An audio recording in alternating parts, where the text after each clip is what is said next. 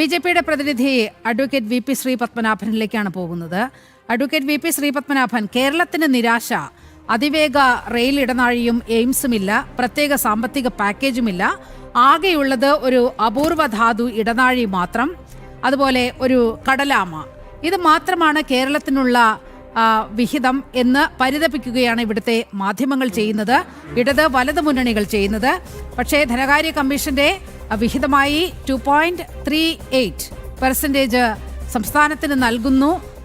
അത് വലിയൊരു കുതിപ്പാണ് യഥാർത്ഥത്തിൽ ഉണ്ടായിരിക്കുന്നത്. പക്ഷേ അതൊന്നും പരാമർശിക്കാതെ കേരളത്തിന് പ്രത്യേകം പദ്ധതികൾ ഇല്ല എന്ന് പരിതപിക്കുമ്പോൾ എന്താണ് ബിജെപിക്ക് ഈ ഘട്ടത്തിൽ പറയാനുള്ളത്? ഇവിടെ പ്രശ്നം എന്താ അറിയാം, ഈ കേരളം എന്താണെന്ന്, കേരളത്തിന്റെ ആവശ്യങ്ങൾ എന്താണെന്നും മനസ്സിലാക്കാത്ത കൂട്ടരാണ് ഈ ബഹളം ഉണ്ടാക്കുന്നത്. ഒന്നാമത്തെ കാര്യം, കേരളം ബുള്ളറ്റ് ട്രെയിൻ ആവശ്യപ്പെട്ടിട്ടില്ല. ഇപ്പോൾ പ്രഖ്യാപിച്ച 7 അതിവേഗ തീവണ്ടി പാതകൾ ബുള്ളറ്റ് ട്രെയിനാണ്. അത് ഡൽഹി വാരാണസി, വാരാണസി സിലിഗുരി, പൂനെ മുംബൈ, പൂനെ ഹൈദരാബാദ്, ഹൈദരാബാദ് ബാംഗ്ലൂർ, ഹൈദരാബാദ് ചെന്നൈ, ചെന്നൈ ബാംഗ്ലൂർ, ഇതെല്ലാം ബുള്ളറ്റ് ട്രെയിനുകളാണ്. കേരളം ബുള്ളറ്റ് ട്രെയിൻ ചോദിച്ചിട്ടില്ലല്ലോ. പിന്നെ കേരളത്തിന് എന്താണ് വേണ്ടത്? RRTS ആണോ? അതല്ല, ഇപ്പൊ ഇന്നലെ കേരളിന്റെ വിജ്ഞാപനം ഇന്നലെ അവസാനിച്ചു. ആ മഞ്ഞക്കുറ്റിയൊക്കെ ഇന്ന് മുതൽ പൊരിച്ചെറിയാമെന്നാണ് ഇവിടുത്തെ മാധ്യമങ്ങൾ റിപ്പോർട്ട് ചെയ്തിരിക്കുന്നത്. പിന്നെ ശ്രീധരൻ സാർ പറഞ്ഞതാണോ, എന്താണ് വേണ്ടത് എന്നൊരു തീരുമാനത്തിൽ കേരളം എത്തിയിട്ടില്ല. ഇവർക്ക് ഈ RRTS എന്ന വാക്ക് എവിടുന്നാ കിട്ടിയത്? ഇവർ കണ്ടുപിടിച്ചതാ? നരേന്ദ്രമോദി മീററ്റില്, ഡൽഹി മീററ്റ് റൂട്ടിൽ നടപ്പിലാക്കിയപ്പോഴല്ലേ RRTS എന്ന് ഇവർക്ക് കിട്ടിയത്. അപ്പൊ ഇന്നലെ കഴിഞ്ഞ മെനഞ്ഞാന്ന് മുതലാണ് RRTS എന്ന് പറയാൻ തുടങ്ങിയത്. ആദ്യം ഇവരൊരു തീരുമാനത്തിലെത്തട്ടെ, എന്നിട്ട് ആ തീരുമാനം കേന്ദ്രത്തെ അറിയിക്കട്ടെ. ഇവരാരോട് ചോദിക്കാതെ മഞ്ഞക്കുറ്റി അടിക്കാൻ പോയവരല്ലേ. പിന്നെ കേരളത്തില് ഞാൻ ചോദിക്കട്ടെ, എയിംസ് ബഡ്ജറ്റിലാണോ പ്രഖ്യാപിക്കുക? ആണോ? IIT കഞ്ചിക്കോട് വന്നു, ബഡ്ജറ്റിൽ പ്രഖ്യാപിച്ചിട്ടാണോ വന്നത്? IIT വന്നു. എയിംസ് വരണമെങ്കിൽ 5 സ്ഥലങ്ങൾ ചൂണ്ടിക്കാണിക്കണം.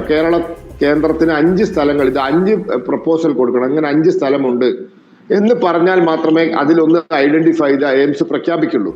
ഇവിടെ 3 സ്ഥലങ്ങൾ മാത്രമാണ് ഇവർ ആവശ്യപ്പെട്ട് ഇവർ മുന്നോട്ട് വെച്ചിരിക്കുന്നത്, തിരുവനന്തപുരവും കണ്ണൂരും പിന്നെ കോഴിക്കോടും. അപ്പൊ 5 സ്ഥലങ്ങൾ കാണിച്ചുകൊണ്ട് കത്തയക്കണം. അതുവരെ ഉണ്ടായിട്ടില്ല. പിന്നെ കേരളത്തിന് കിട്ടിയിട്ടില്ല നാളികേര വികസനം. ഇന്ത്യയിൽ നാളികേര ഉൽപാദനത്തിന് നമ്മളിപ്പോൾ 3ാം സ്ഥാനത്താണെന്നാണ് ഞാൻ മനസ്സിലാക്കുന്നത്. ഒരു കാലത്ത് 1ാം സ്ഥാനത്തായിരുന്നു. എന്നാൽ കഴിഞ്ഞ 3-4 വർഷമായി കർണാടക 1ാം സ്ഥാനത്തും തമിഴ്നാട് 2ാം സ്ഥാനത്തും നമ്മൾ 3ാം സ്ഥാനത്തും എത്തി. എന്നാലും സാരമില്ല. നാളികേര വികസനത്തിന് വേണ്ടിയിട്ടുള്ള പദ്ധതികൾ കേരളത്തിൽ ഏറ്റവും കൂടുതൽ ഗുണം ചെയ്യുന്നത്. കശുവണ്ടി വികസനത്തിന് വേണ്ടി, കശുവണ്ടി ഉൽപാദന വർധനവിനെ ലക്ഷ്യമിട്ടുള്ള പദ്ധതികൾ, കൊക്കോ ഉൽപാദനത്തിന് വർധനവിന് വേണ്ടിയുള്ള പദ്ധതികൾ, ഇതൊക്കെ കേരളത്തിന് പണം എത്തിച്ചു തരുന്ന നാണ്യവിളകളാണ്. ഇത് 3ഉം വികസിപ്പിക്കാനുള്ള പദ്ധതികൾ. പിന്നെ മത്സ്യബന്ധനവുമായി ബന്ധപ്പെട്ട പദ്ധതികൾ, മത്സ്യോൽപാദനം വർദ്ധിപ്പിക്കാൻ 500 സംഭരണികൾ. കേരളത്തിന്റെ കടലോര മേഖലയും കേരളത്തിലെ ഉൾനാടൻ ജല സ്രോതസ്സുകളും എല്ലാം കണക്കിലെടുത്ത് ഏറ്റവും ചുരുങ്ങിയത് ഒരു 25 സംഭരണികളെങ്കിലും കേരളത്തിന് കിട്ടും.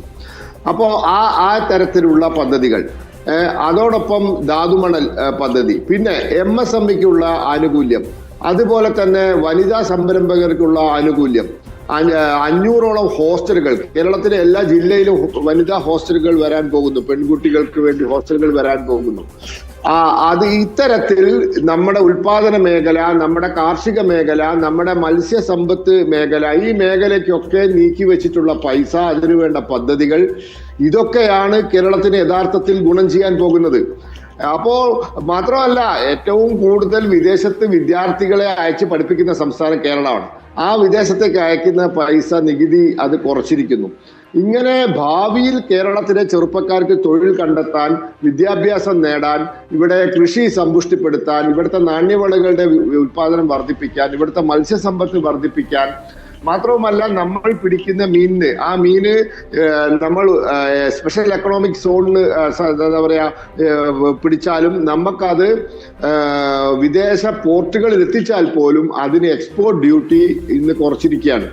ഇങ്ങനെ നമ്മുടെ തനതായ കേരളത്തിനെ വികസിപ്പിക്കാനും കേരളത്തിന് പണം കണ്ടെത്താനും സാധിക്കുന്ന മേഖലകൾക്ക് നൽകിയിട്ടുള്ള സഹായം, ഇതാണ് കേരളത്തിന് വേണ്ടത്. ഇതാണ് കേരളത്തിൽ. പിന്നെ തീവണ്ടി, ഞാൻ ചോദിക്കട്ടെ, ബഡ്ജറ്റ് പ്രഖ്യാപിക്കുന്നത് ഇന്നല്ലേ? ഒരാഴ്ച മുന്നേ അല്ലേ പ്രധാനമന്ത്രി തിരുവനന്തപുരത്ത് വന്നിട്ട് 4 തീവണ്ടി ഉദ്ഘാടനം ചെയ്തത്? അപ്പൊ തീവണ്ടിയും ബഡ്ജറ്റും തമ്മിൽ ഇപ്പൊ ഒരു ബന്ധവുമില്ല. പണ്ടായിരുന്നു തീവണ്ടി പ്രഖ്യാപിക്കുന്നത് ബഡ്ജറ്റിൽ, ഇപ്പൊ തീവണ്ടി ബഡ്ജറ്റിലൊന്നല്ല പ്രഖ്യാപിക്കുന്നത്, ഇപ്പൊ വണ്ടികളല്ലാതെ പ്രഖ്യാപിക്കുന്നു. ഒരാഴ്ച മുന്നേ 4 തീവണ്ടികൾ, 3 അമൃത് ഭാരത് എക്സ്പ്രസും 1 പാസഞ്ചറും കേരളത്തിൽ പ്രഖ്യാപിച്ചിരിക്കുന്നു. അപ്പൊ ഇതും അതുമായിട്ട് ഒരു ബന്ധവുമില്ല.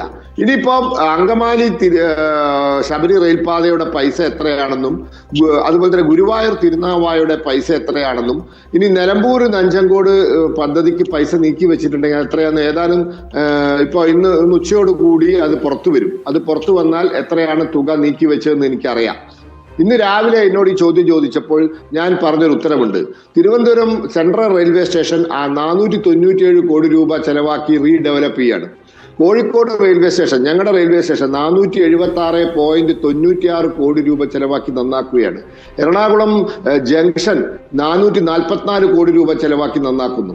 387 കോടി രൂപയുടെ വികസന പ്രവർത്തനമാണ് കൊല്ലത്ത് നടക്കുന്നത്. കൊല്ലം റെയിൽവേ സ്റ്റേഷൻ ഇന്ത്യയിലെ 2ാമത്തെ ഏറ്റവും വലിയ പ്ലാറ്റ്ഫോം. തൃശൂർ റെയിൽവേ സ്റ്റേഷൻ 300 കോടി രൂപ. അതുപോലെ തന്നെ വർക്കല, ഇങ്ങനെ കേരളത്തിലെ ഏതാണ്ട് 35 റെയിൽവേ സ്റ്റേഷനുകൾ അമൃത് ഭാരത് പദ്ധതിയിൽ ഉൾപ്പെടുത്തി 7000 കോടി രൂപ ചെലവാക്കി നന്നാക്കിക്കൊണ്ടിരിക്കുക, അതിന്റെ പണി നടന്നുകൊണ്ടിരിക്കുകയാണ്. അപ്പൊ ഇതൊക്കെ വെറുതെ രാഷ്ട്രീയം പറയുകയാണ്. കേരളത്തിന് ഏറ്റവും കൂടുതൽ സഹായം കിട്ടുന്ന, അല്ലെങ്കിൽ സഹായം കിട്ടിക്കൊണ്ടിരിക്കുന്ന ഒരു കാലഘട്ടത്തിലൂടെയാണ് നമ്മൾ കടന്നു പോകുന്നത്. ഇന്നിപ്പോൾ ഈ നികുതി നമ്മുടെ പെർസെന്റേജ് അത് 2.38 16ാം ധനകാര്യ കമ്മീഷന്റെ ആദ്യത്തെ ഏപ്രിൽ 1 മുതലാണ് അവരെ ശുപാർശകൾ നടപ്പിലാക്കുക. അത് 2.38 ആക്കി മാറ്റിയിട്ടുണ്ട്. അതുകൊണ്ട് ആ ഒരു ഇനത്തിലും കേരളത്തിന് സാമ്പത്തികമായി വലിയ സഹായം കിട്ടാൻ പോവുകയാണ്. കേരളത്തിന് വളരെയധികം ഗുണം ചെയ്യും നമ്മൾ ഉപയോഗപ്പെടുത്തിയാൽ സ്റ്റാർട്ടപ്പ്, MSME, എങ്ങനെ തന്നെ ഈ രീതിയിൽ നമ്മുടെ മത്സ്യസമ്പത്ത്, നമ്മുടെ നാളികേരം, നമ്മുടെ കശുവണ്ടി, ഇതൊക്കെ ഉപയോഗപ്പെടുത്തി നമുക്ക് മുന്നോട്ട് കുതിക്കാൻ പറ്റുന്ന സാഹചര്യം ഒരുക്കുന്ന ഒരു ബഡ്ജറ്റാണ്.